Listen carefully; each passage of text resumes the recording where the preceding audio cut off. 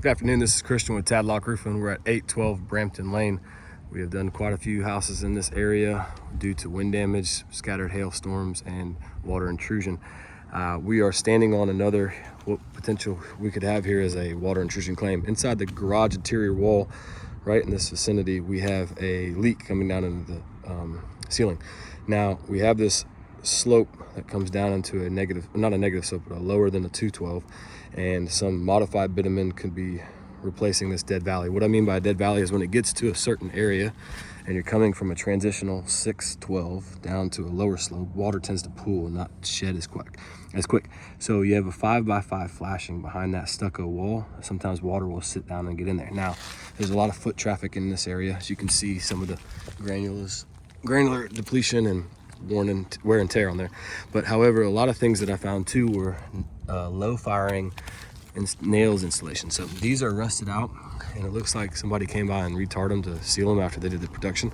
What we do have here too is some broken and brittleness. This shows you the life of the roof is definitely in a state of age and difficult to repair when it's like that.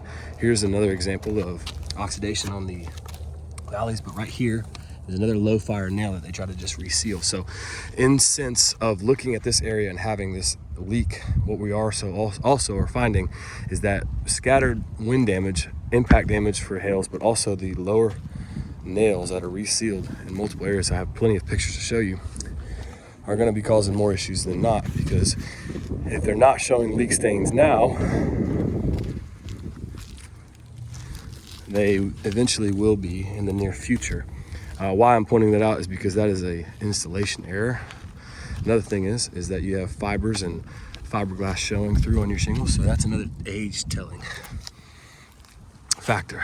When we came about back here on this back plane, to show you, we have some, kind of see that little tiny circle about the size of my thumb. That's called and considered impact damage. So we did have a scattered hailstorm, not to be confused with product malfunction. You can see the fibers in that. It means that when the shingles were stuck together, when they peeled them off, that's what was left. Ripped off the granules. Here's a wind-driven creased shingle showing the adhesive loss on everything as well.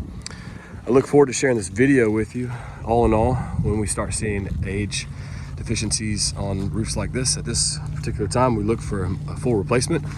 We do, however, have proper or improper installation in multiple areas. As you can see, the spacing in these types of shingles with the wind damage, easily seen that those are not lined up correctly. But we have the water intrusion claim ahead of us, and I look forward to sharing this video with you shortly.